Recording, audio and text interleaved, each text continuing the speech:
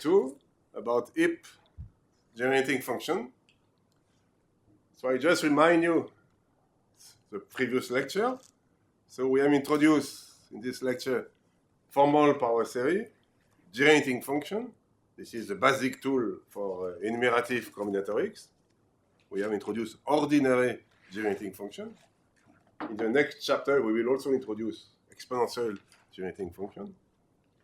And we have introduced, as a formalization, the idea of what is a combinatorial object and what is the sum, the product, or a sequence of combinatorial objects. So this is the so-called symbolic method.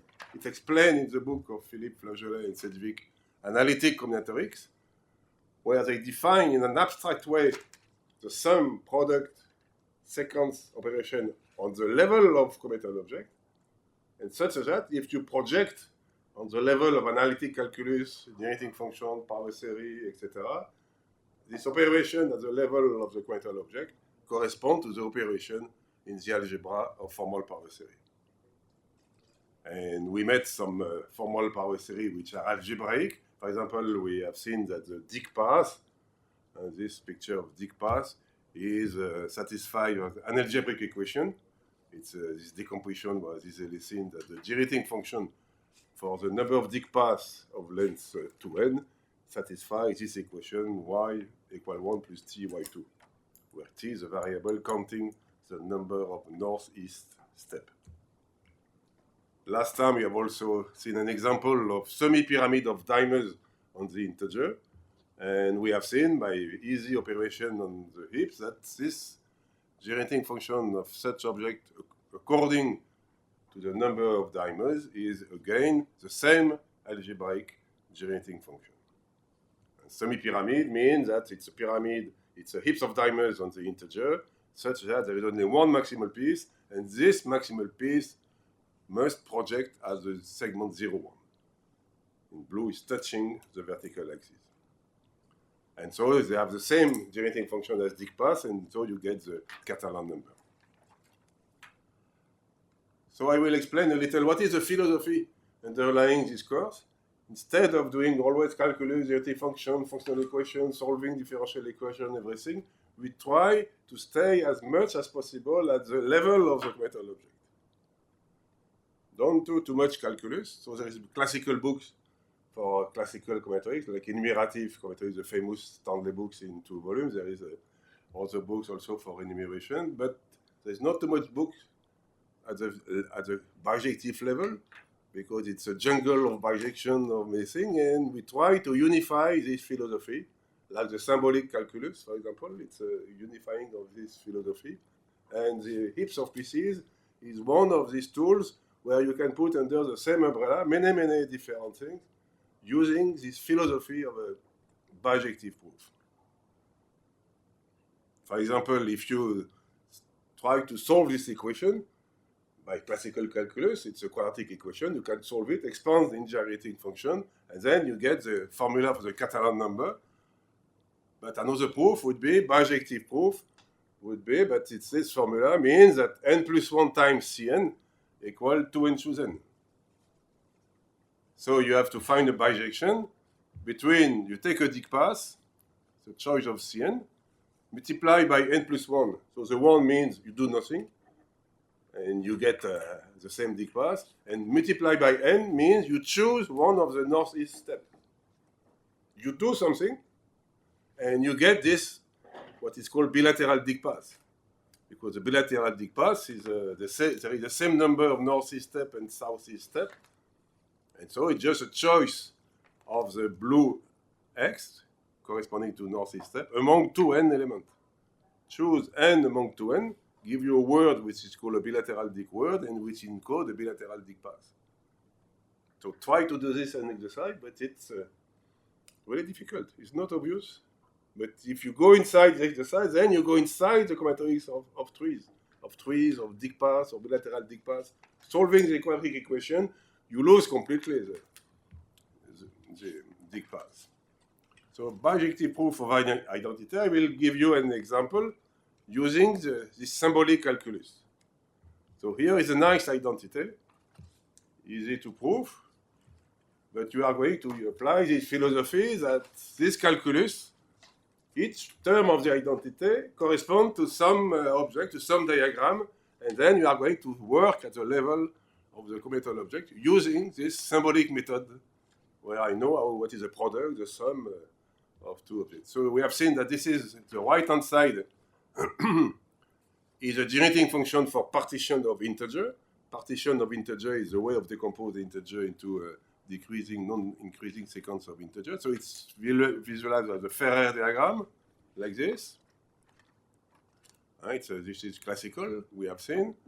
And then the left-hand side, now the left-hand side there is three terms, the green, the blue, and the red. So each term is going to correspond to a combinatorial object. So the green term is just a square m by m. Q is a variable which counts the number of cells. So the generating function of this is q power m to the square. Now the blue term or the red term, inverse of this, we have seen that the generating function for Ferrer diagram having at most m row.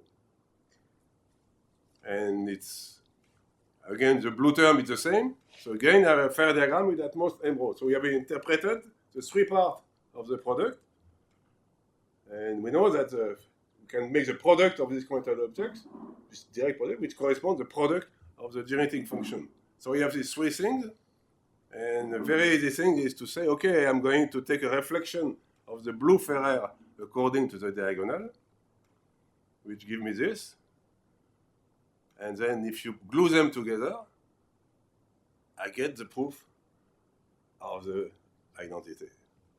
You see what means the identity? It means that if you take a Ferrer diagram, like this in black, take the largest square you can find in the Ferrer diagram, like the green square. What remains is two Ferrer, the red and blue. One is at most m row if m is the size of the square, and the other one is at most m column if it's the size of the square.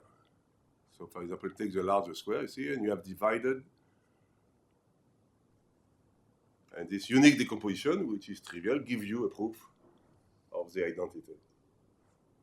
So this is a philosophy. You see, there is a visual proof, but usually people think that visual proof is just for very easy identity.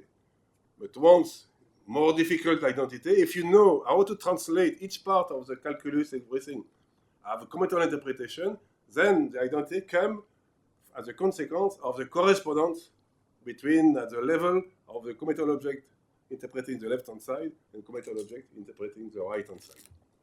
So the philosophy is we are drawing calculus. It was identity, which I translate into picture. And also we compute drawing means drawing is a combinatorial object, and computing them makes the sum of combinatorial objects, the product. And we will see, we will do the derivative of combinatorial object, and even we can possible to do the integral of a combinatorial object, everything. In the next chapter, we will use logarithm, the derivative and logarithm of a combinatorial object. So in fact, the philosophy is to replace the sign equal by a sign correspondence, bijection between the level of combinatorial object, and the interest is to have a better understanding of what happens. So if you are in computer science with algorithm, if you have a better understanding, usually the algorithm will be better and go faster than any other algorithm. It's not always true, but it's good to have a good maîtrise of what happens at the level of the algorithm. So the philosophy is a bijective proof. Some people say visual proof. Some other people say proof without word. Even there is some book. But proof without words, usually everybody thinks it's proof without words, is like this proof. Proof for a very easy identity. So this comes for the Greek time. Go back to the Greek time. At the time, they were doing a lot of picture, and the proof were given by just looking at the picture. If you look this picture, into the square is 1 plus 3 plus 5 plus 7, you see immediately the identity, so I should not speak. Just look and you have the identity. So this philosophy at the Greek time, let's go back to Pythagoras, the famous Pythagoras theorem. You have a square rectangle, a triangle, rectangle, and so this is A, B, and C, and I am going to prove Pythagoras theorem without word. So look, the animation.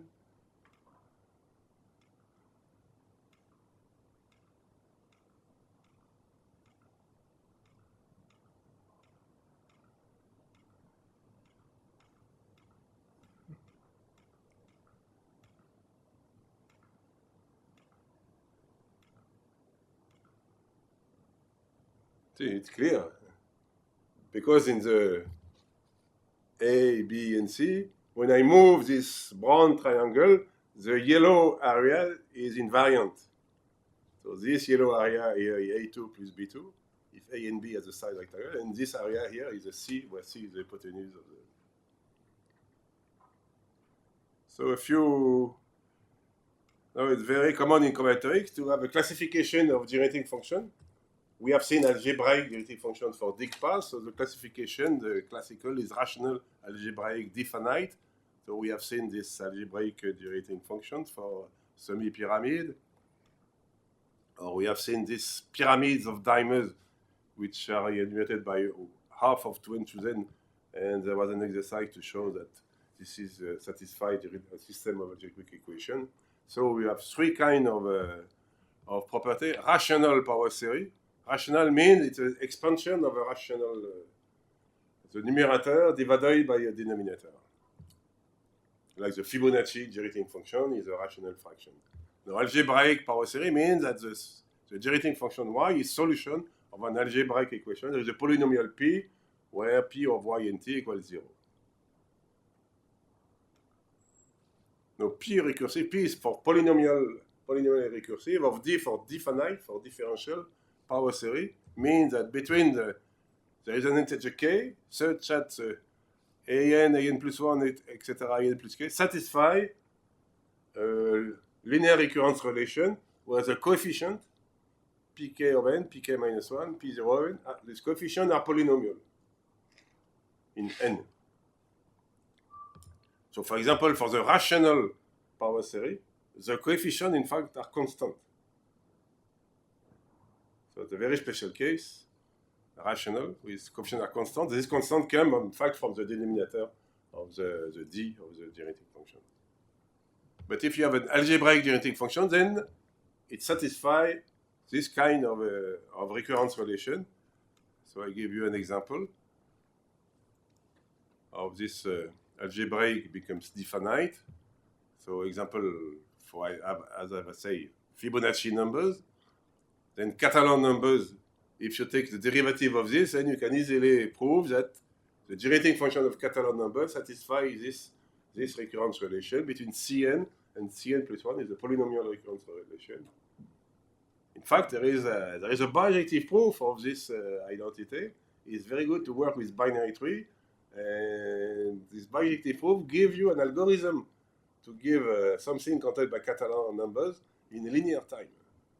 As soon as choosing a number between 1 and k by random is a constant, then it's linear time in the number of times you are choosing a random number. And the proof is very easy with binary tree. So you see the interest of bijective proof if you have a very efficient algorithm for randomness of a commutative object.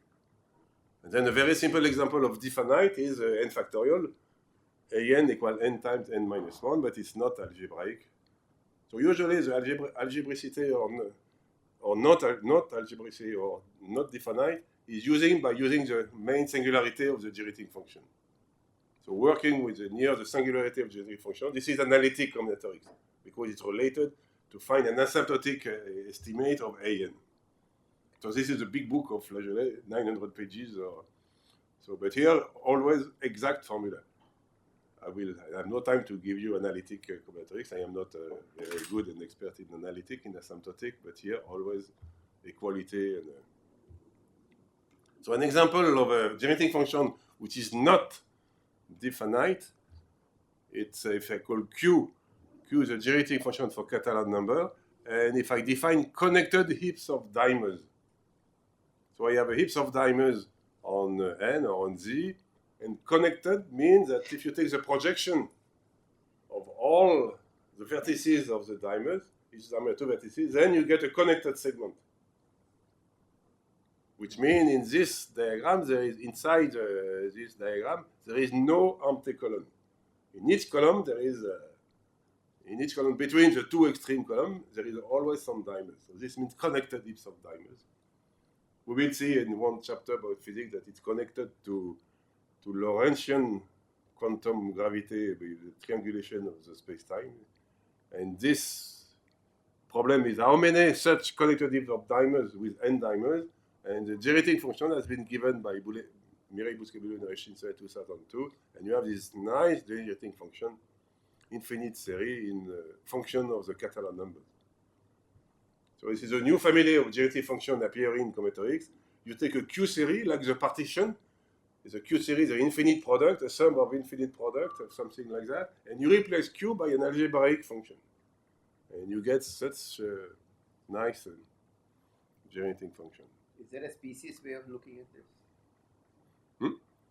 Since you're substituting Q. Yes, yes. Is there some way of looking at it? Yes, yes, it will be. I will give you the proof at the end of the class. There is a nice proof using heaps of pieces, heaps of diamonds. There is a proof, complete bijective proof of this formula, which use a tool which I call the Nordic decomposition of a heap. So it's very complicated. You will see the picture. It's really beautiful picture with Bellet, and then this decomposition and is used for other problems which are open problem in physics. And this decomposition on a heap, so it's complicated. There is a lot of things to do. And I think because some people say, okay, everything you do in heaps of diamond, you can do this with the commutation monoid. But I make you to the défi to translate this decomposition into words. And no, it's impossible. You need really the two-dimensional geometry of the heaps of diamonds.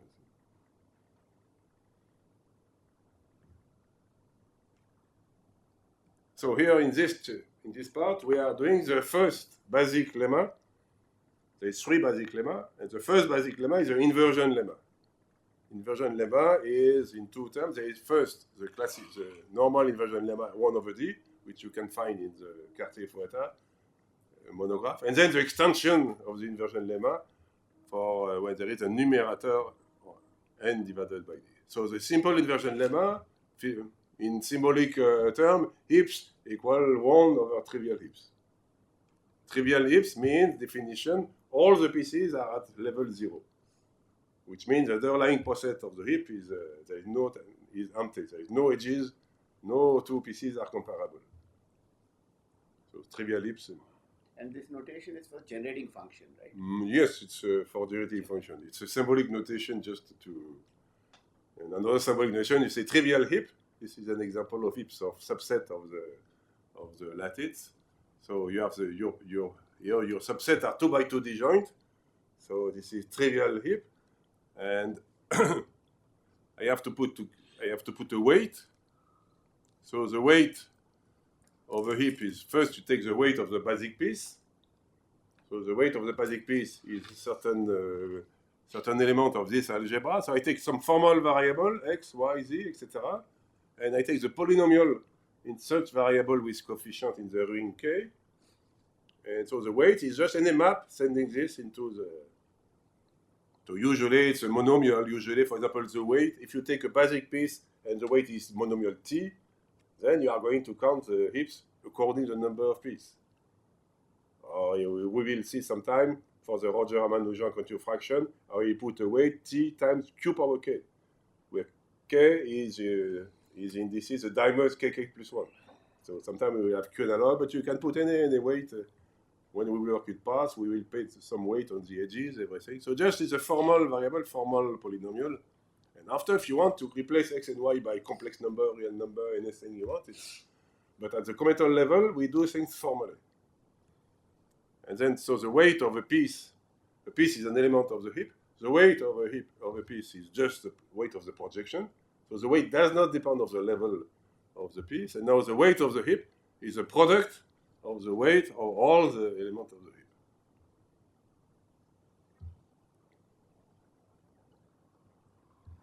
So inversion lemma, the sum of the weight of all the heap is the inverse of the generating function of trivial heap.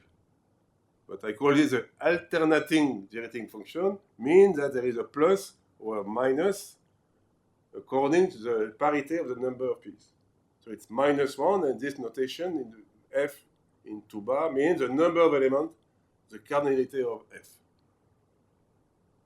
So this is D, usually you will see many denominator D. So D can be many things.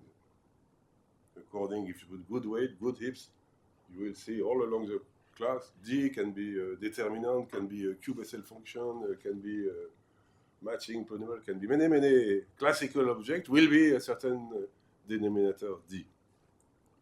So this is the picture you have, you see, D, alternating generative function of trivial heap, and taking the inverse of D is making heaps of such pieces. So this is the philosophy, you see. Taking heaps means making an inversion of generating function. So special case, two extreme case where first there is only one basic piece, a point. So 1 over 1 minus t, this is trivial heaps of a point, else there is no point, or else there is only one point. Or more generally, if nobody is in competition, which means all the letter commute, then you have to take the sum over all trivial heaps, so it's 1 empty heaps, minus the sum of the when you have only one ball, plus the sum when you have two balls, etc. So in fact, you can factorize the denominator like this, and then you get the generative function of the free abelian monoid. So this is a very easy classical computation. The other extreme class is nobody commute. If nobody commute, then the dependency graph is a complete graph, and then every heap, in fact, in the word of the free monoid. And so the inversion lemma means that 1 over 1 minus x is the alphabet, the sum of all the letters, because you can have an empty heap, or maybe one letters, but you cannot have more than 2 letters because everybody is in concurrence with the other. And this is a generating function. Double bar means the sum. Generating function, the non-commutative, even you can put in non-commutative, the generative function of all the words of the free monoid. So proof. Now I will prove the inversion lemma, and this proof is very classical in new combinatorics, in the bijective combinatorics. It means I am going to put the formula like this and construct a killing involution. So I can rewrite the inversion lemma like this. So we have a summation over all pair, a pair E of a heap with a trivial heap. And then you have a -1, the number of elements of a trivial heap. So this big sum, there is a lot of terms which have the same weight, but with opposite sign. So the terms are going to cancel, and what remains is only 1. So to prove this is to try to construct an involution, which is involution means I'm going to pair 2 by 2 the term, same weight, opposite sign, so that they kill together. And the involution will satisfy this. You see, it preserves the weight. To any pair EF, I will associate a pair E prime F prime with the same weight, but where the number of elements in the first one is opposite to is minus the number, it's minus 1 power. So the number of elements in one heap will be 1 or plus or -1 the number of elements of the other heap. And this involution, which is going to pair 2 by 2 the element, it's a map. The square of the map is the identity. Then it will kill everybody.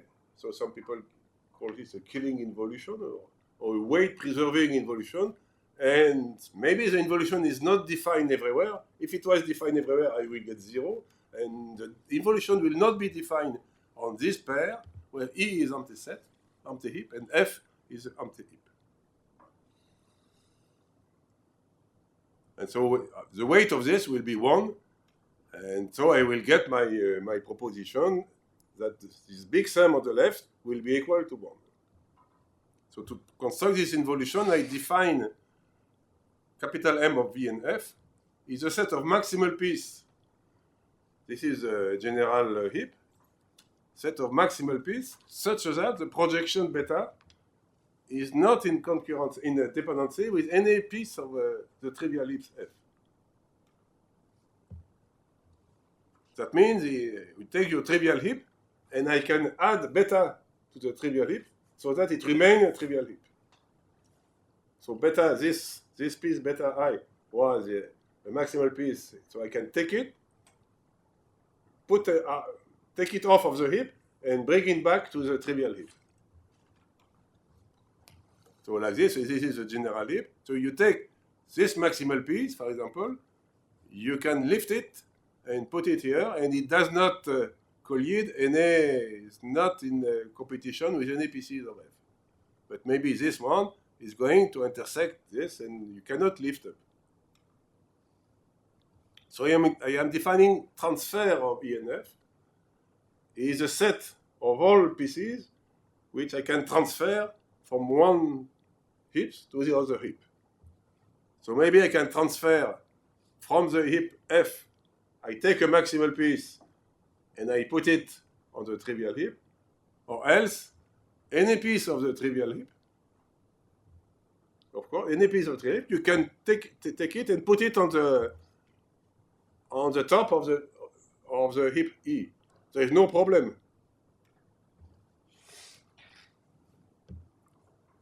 And these two sets, F and this set of piece from maximal piece of the general heaps, I can transfer to F.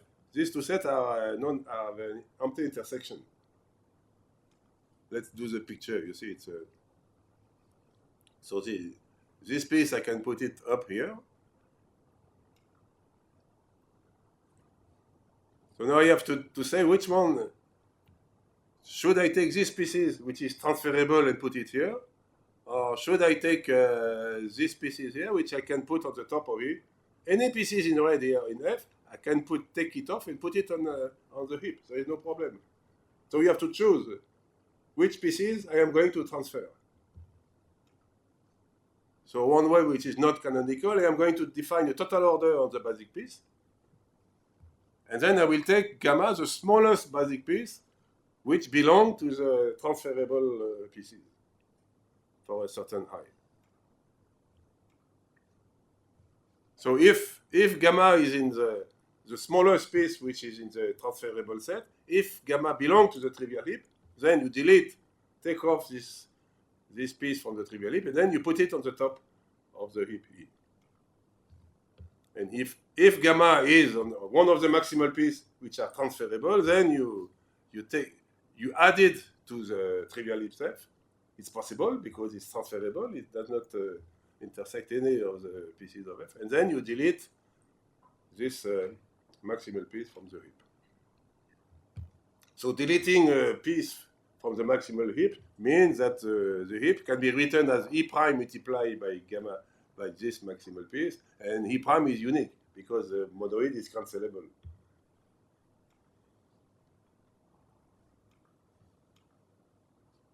And I claim, so this is an involution. You have to check that it's an involution, because if I take one maximal piece from E, I put it on the trivial heap, then if you apply again phi, you will see that it's this piece which is going to be transferable and go back to the origin. And the same, if you take a piece from the trivial heaps, put it on the maximal piece of the heap E, then this piece can go back to original place.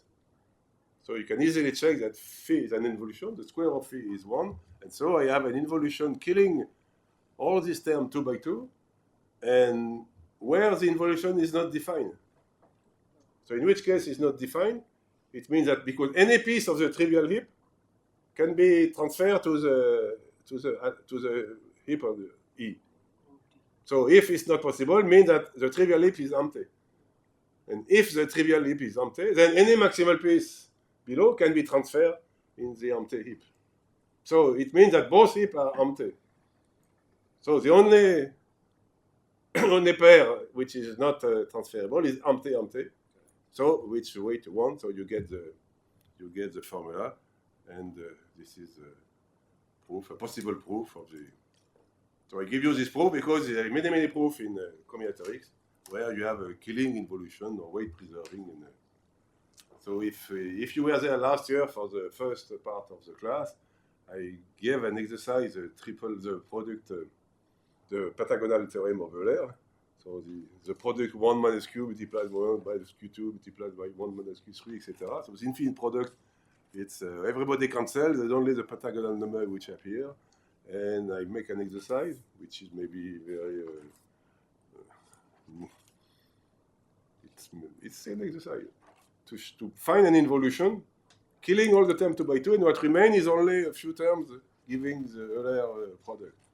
And the next lecture I gave a solution of the exercise. If you try to find an involution, you are forced to step by step, you just by very elementary thinking, you are forced to go to the involution, to the classical involution, which gives this triple product, the Euler product, the pentagonal product of Euler.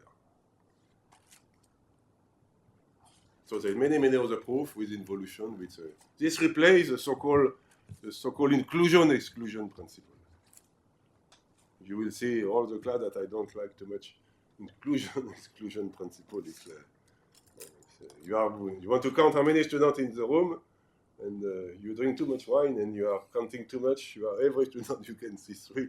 So I have count too much students. So we have to delete the one I count twice or 3, and then you delete, and again you delete too much students. So you have again to count again. So you go back and forth, and it's you are doing a kind of involution, killing involution.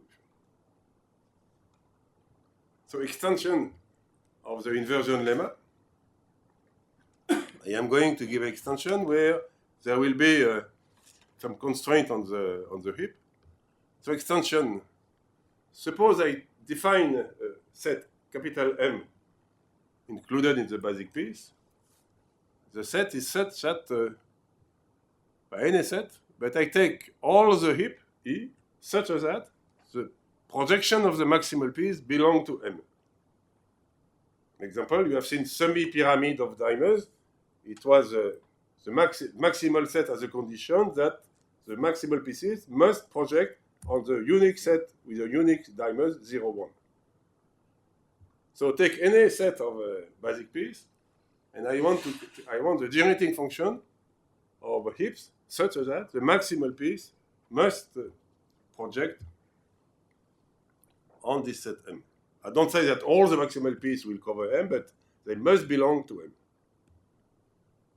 And then I claim I have an analog inversion formula. I have the same denominator, but now I have another numerator. The numerator is a sum, alternating sum of trivial heaps, of dimers, with the condition that the pieces of these trivial heaps does not belong to M.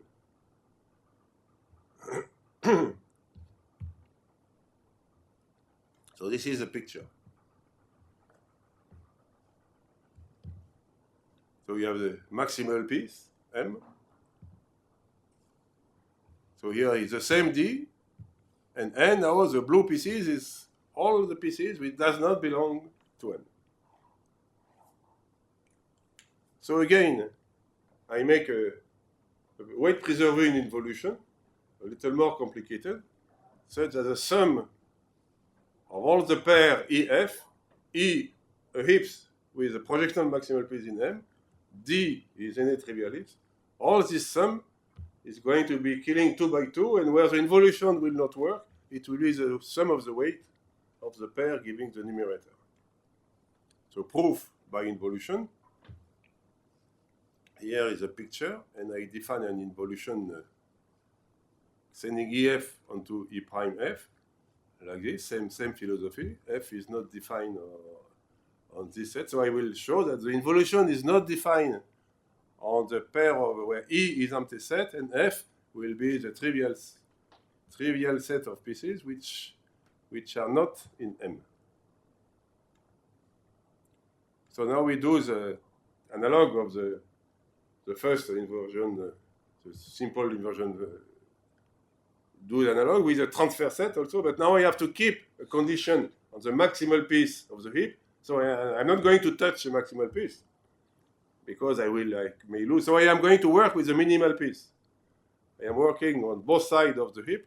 So here is a minimal piece, and the transfer set intuitively is pieces which are below, which are minimal piece of this, which I can add to this. So pieces which are not to be in competition with any element of D, and reciprocally, some pieces of D which I can put below the heap, but be careful, because sometimes some pieces of D I can put below the heap will violate the conditions, and the heaps has a maximal piece which project on them. For example, this one, you see, this one is completely not in competition with any element of the heap. If I put it here, then this will become a new maximal piece of the heap. And if this piece in blue does not belong to M, then I am violating the condition. So we have to be more careful. So I take transfer set is a union of the piece which are below, and such that I can, when I transfer them, it's going to be a heap with the same condition. And union of this, it's a minimal piece of the heap which I can put below, which means they are not in competition with any piece of the trivial heap. So it's a transfer set, and again, same thing. I put a total order on the basic piece, and then I will take the minimum possible, what is the smallest basic piece, which belongs to the transfer set, if the transfer set is non-empty. So there is two conditions. First condition, then gamma, the piece I am going to transfer, it's a minimal piece of the heap, so I delete it, I take off from the heap and put it in the trivial heap. No, it's an element of F, such that I can put F, I can put this gamma is an element such that I can delete it from the trivial heaps and put it below the heap. Or second condition, if gamma belongs to this, then it's a minimal piece of the heap, which are not in competition with the piece of the trivial heap, and then I can delete it from the heap and put it in the trivial heap.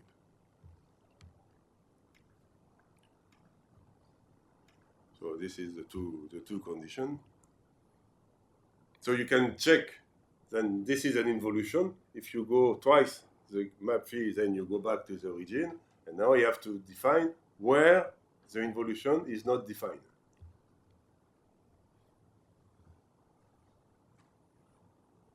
So how to so suppose no pieces are transferable. What does it mean? It means that all minimal piece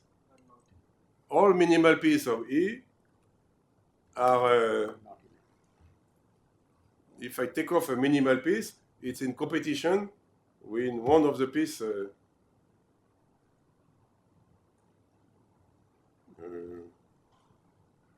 If I take a minimal piece here, it's going to be, I cannot add it here, so it's in competition with a piece from F. So, but if it's competition with a piece on F, then this piece I can put it under the heap. So which means that the heap E is empty. There is no piece in E. So if E is empty, now what are the conditions on F so that no piece can be left at the upper level? It means that all the piece in F now does not belong to M, because it will create a heap with a single piece, with maximal piece will not belong to it. So the phi is not defined on E equal empty and F P minus M. And so I have finished my proof. You see that this is the visualization of the pair where it's not empty, and phi to the square is the identity, and then phi is killing 2 by 2 all the term, and what remains is a generating function of pair which are not transferable, which is exactly n, the numerator, alternating generating function of trivial heaps of pieces which not belong to n. So you see the power of this kind of proof is that you have an idea of a proof in simple case, and then you just make the same idea a little more complicated, and you get some new formula. So some example heaps of dimers on a segment. So heaps of dimers on a segment, you see, this appears in statistical mechanics, what they call directed animal. It's in bijection with some object in statistical mechanics.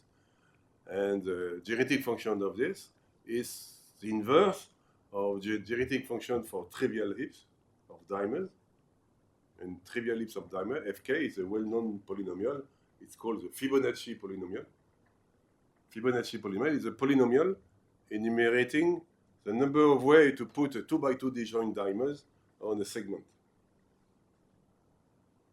So it's called matching of a graph. So it takes a graph, the line graph, in green, and you take edges, 2x2 disjoint, and if you take A and K, enumerating the number of such matching, number of ways to put 2x2 disjoint edges, it's an analog to trivial heaps. And then I have this polynomial, Fibonacci polynomial, and put -1. Usually they put a minus. This is good for us because we need alternating polynomial. So this is a well-known polynomial, Fibonacci polynomial enumerating matching of a segment. Or you can rewrite this as sum of the whole matching minus x. Each edges is weighted minus x, power the number of matching. And here, as an example, you see the first Fibonacci polynomial is there is no edges, no pieces. Here, one way, 3 different ways to put one dimers, only one way to. So you have this polynomial, which is called the Fibonacci polynomial. Because if you take the sum of the absolute value of the coefficient, this gives you the Fibonacci numbers. The number of ways to put 2x2 disjoint edges on a segment, of course, is the Fibonacci numbers because the recurrence relation, if you take a matching of the segment, there is two cases. Take the last point, maybe there is no edges. So if there is no edges, the bijection is matching on a segment of length n-1. Maybe there is an edge, so its bijection is matching on a segment of length n-2. So immediately you get the linear recurrence relation, which gives you a rational generating function, which is 1 over 1 minus t minus t2. So generating function for semi-pyramid of dimers. Now, this is extension of the inversion lemma. I claim that this is Fibonacci polynomial k divided by Fibonacci k plus 1. Why? Because the denominator is the same as before, but the numerator is an alternating polynomial of trivial heaps of dimers, but the dimers must not contain the set M. M is reduced to on a single dimer, the dimer projection 0, 1. Semi-pyramid means the maximal piece is as a projection 0, 1. The maximal piece is touching the vertical axis. So trivial heaps of dimers not containing M, it's equivalent to a Fibonacci polynomial, to a matching on a segment of length k. You decrease by 1, so you get this rational genetic function fk divided by fk plus 1. So exercise, the coefficient of the Fibonacci polynomial, a and k, which is the number of matching. Exercise, not too difficult. There is an explicit formula, which is a minus k choose k. Wait. So if you look, this coefficient, this polynomial, in what is called in the Western countries the Pascal triangle, here is a coefficient of the binomial coefficient in each row. So, but if you look this Pascal triangle like this, then you get exactly the coefficient of the matching polynomial.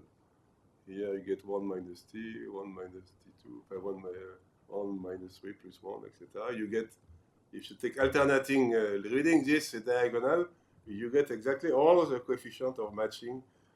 And taking the inverse gives you the derivative function for heaps of polynomial. But in India, this triangle was known well before by Pingala a very long time ago. And in fact, it was, in Sanskrit, there is two kinds of methods, the short syllabus, the long syllabus, and we classify with long and short syllabus, and the long syllabus is dimers, the short is a point.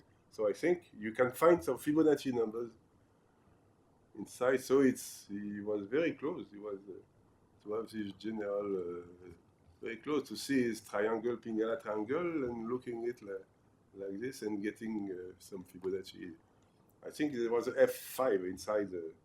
I am not a specialist of all history or mathematical of India, but thanks to Amri, he gave me a paper, historical paper, and I can see F5 Fibonacci, and it seems that he was, the spirit was all this, reading this triangle in diagonal, coming from this consideration of long and short matra. Short is a point and the long is a diamond. So when you look at a segment, then you have you cut your word into points or diamonds or monomers. Physicists would say monomers and diamonds. So you see, mathematics are universal, and a long time ago, all this was already in the spirit of humanity. So an exercise, which is not classical, something, an identity which relate polynomial, Fibonacci polynomial, and the generating function of Catalan number, which has been used in the paper by Reschnitzer and Busquemelu to compute these connected heaps of diamonds, which are equivalent to count some Lorentzian triangulation in the space-time. With this generating function, which is not definite, they need certain identities. So here is the identity. So let's call D or Catalan, D equal 1 plus Q. And Q is a generating function for Catalan number, but starting by 1. Or generating function for half pyramid. And D is a generating for non-empty half pyramid, and D is a generating function for half pyramid, it may be empty. And Fn is the nth Fibonacci polynomial. Then we want to prove this identity. The Fibonacci polynomial can be expressed in terms of the Catalan generating function is 1 minus q power n plus 1 divided by 1 minus q, 1 plus q power n. So if you, this is equivalent to say, if you divide this divided by this, it's going to be 1 plus q plus qn. And then I put Fn, I put it on the right-hand side, and this one, I put it here. So this identity is equivalent to say that d power n. So this is Catalan generating function starting at 1 is equal to the inverse of the Fibonacci, which is the heaps of diamonds, multiplied by this. So exercise is to prove this identity. So I give you the hint to do this. So consider the heaps of diamonds on the integer. And we define the left width of a heaps of diamonds. Right? If you have a pyramid, now this is a pyramid, so this is a maximal piece, and the left width is you take the leftmost vertical line, which such that all the heaps is on the right of this line. So you take the border of this where there is no more diamond on the left, and you take this distance between this line and this line. I call this the left width of a pyramid of diamonds. So, for example, semi-pyramid of diamonds means that the left width is 0. The maximal piece, there is nobody on the left of this line. So, first part of the exercise, prove that the generating function of non-empty pyramid of diamonds, pyramid is always non-empty because there is a maximal piece, such that the left width is equal to k, is equal to q power k plus 1. So if the left width k equals 0, then you get q, which is a generating function for Catalan number, starting with C1, starting with T. Pyramid is non-empty. I should not say non-empty. Pyramid, there is a maximal piece. So it's so first prove this. And then, so you have 1 plus q plus q2 plus qn. So you know now what is q power k. It's pyramid with a given left width. And now I claim the following. Define the heaps of diamonds on the infinite line such that if you take the maximal piece of the heap of diamonds, this maximal piece, the projections are inside the segment 0n.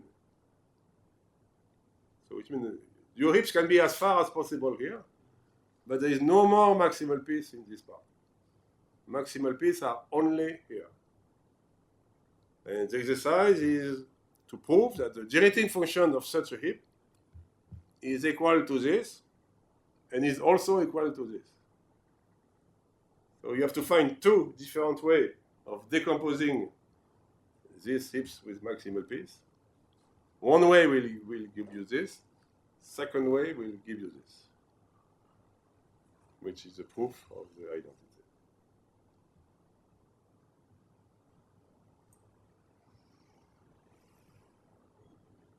So it's not difficult. Once I give you the first part, that the generating function of pyramid with given left width is this, it should be tractable for average student. So example, hips of diameters on a circle. Another example, we have seen hips of diameter on a finite segment, but now a cycle or a circle, I would say, like this. Put hips diameters on this. So here is a picture of hips of diameters on a segment, like a cylinder, and you put diameters on this. Then the generating function of this is going to be the inverse of the trivial hips of diameters on a cycle, and the inverse will be the inverse of this polynomial, Lk of t, which is called the Lucas polynomial. So Lucas polynomial is a generating polynomial for counting matching on the cycle graph, a graph which is reduced to a cycle. And the Lucas polynomial is analog to Fibonacci, is the sum over all matching of a cycle of length n minus x power the number of elements of the matching. Example, for this cycle of length 4, Lucas polynomial is 1 minus 4x, there is 4 different ways to put a diamond, plus 2 different ways to put 2 diamonds. First exercise, very easy. What is a generating function for pyramids of diamonds on a cycle? Now there is a beautiful connection between Fibonacci, Lucas, and Chebyshev.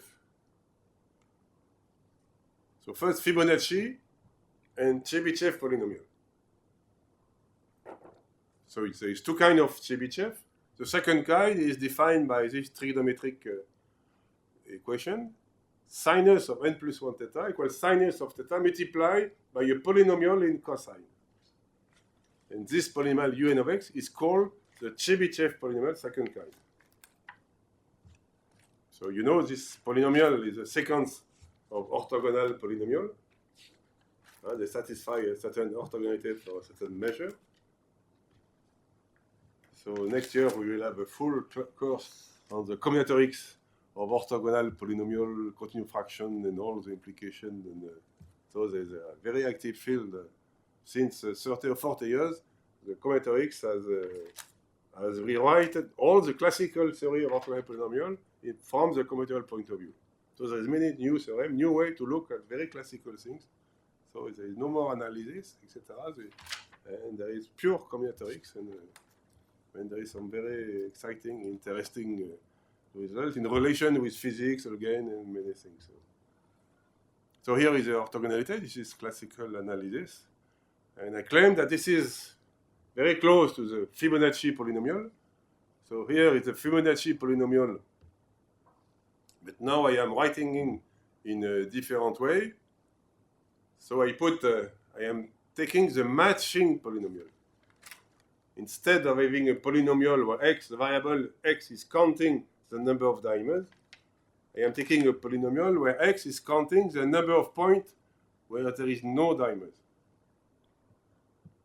This is a very classical polynomial in graph theory called the matching polynomial. So matching polynomial, for any graph, you put a 2 by 2 disjoint edges or diamonds.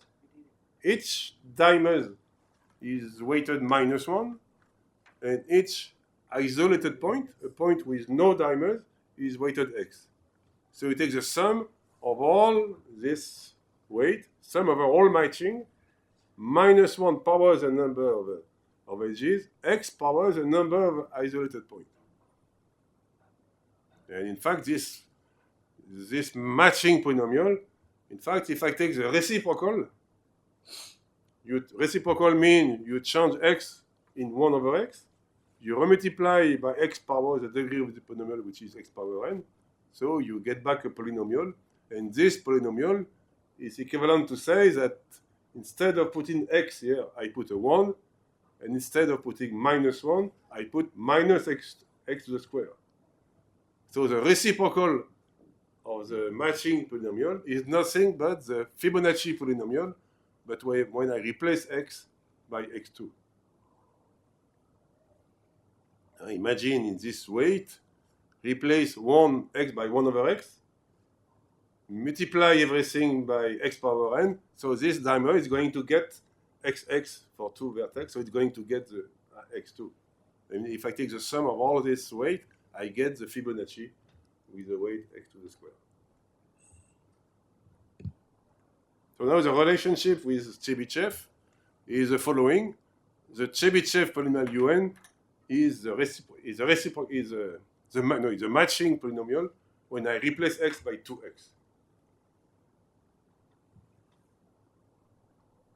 And the proof, how to prove this, I will not give the proof, but they satisfy the same three-term linear recurrence relation with same initial condition. And you probably know that for any orthogonal family of orthogonal polynomial, they satisfy a linear recurrence relation like this. But in general, there is x minus bk and minus a lambda k. There is two family of coefficients for general orthogonal polynomial. So let's check with this matching here. So there is no edges. There is 3 ways to put 2 edges. 1 way to put 2 edges. So I replace. This is a matching polynomial, x power 4. Now here there is 3 minus 3x power 2. And here there's plus 1. So this is a matching polynomial. Replace now x by 2x and replace x by cosine, and then you get the Chebyshev polynomial. So you get cosine of you get this equation, sinus of 5 theta equals sinus of theta multiplied by this polynomial. So in the old time when I was in the secondary school, we have to learn all this trigonometric formula, and it seems for me very complicated, and I began to hate mathematics and do this. But now I love mathematics because all this formula, you can get it immediately by putting some edges on a line, and you can impress your children or your colleague by computing very quickly all this trigonometric formula. So now the second step is what about Lucas polynomial? Heaps of dimers on a cycle. They are also related to the Chebyshev, but now the Chebyshev first kind. So Chebyshev polynomial first kind is defined by this. The cosine of n theta equals Tn cosine of theta. This defines me Chebyshev first kind. And now what is the relation between Lucas polynomial? It's very analog. So you take Lucas polynomial is the sum of minus x power m over all matching. And the matching of take the matching of this graph. The matching polynomial like this is the reciprocal of the Lucas when you replace x by x2. It's exactly analog to the reciprocal of Fibonacci. So taking the reciprocal of Lucas polynomial and replacing x by x2 give you the matching of the cycle. Now the relationship between matching of the cycle graph and Chebyshev is that it's half of the Chebyshev polynomial is half of the matching polynomial of the cycle when again you replace x by 2x. But there is a half here. And the proof is again they satisfy the same three-term linear recurrence relation, but here there is a slight difference with Chebyshev and Fibonacci first kind. That lambda n, the same initial condition, but lambda n is 2 at the beginning, and then it's 1 everywhere. So this very teeny difference in the recurrence relation make passing from a segment to a cycle, Chebyshev first kind to second kind, heaps of dimers on a cycle or heaps of dimers on a segment. So now let's do some trigonometry. Compute the Lucas polynomial L4. It gives you this. Replace x by x2. Then take the reciprocal. And then C4, you have to replace now x by 2x. And divide by half of this. And you get your formula. So that's, again, beautiful trigonometry. And I will finish with an exercise that there exists a relation between Fibonacci polynomial and Lucas polynomial. If you take an even Fibonacci with an even number, then you can factorize like this, as a Fibonacci multiplied by a Lucas polynomial. Okay, so that's the end of the first basic lemma. Next time, so we will do the next basic lemma, which is a logarithmic lemma, and then we'll finish chapter 2 with the third basic lemma. No, this will be chapter 3. It's the third basic lemma about relationship between paths and heaps of cycle and self-avoiding. Okay, so thank you very much.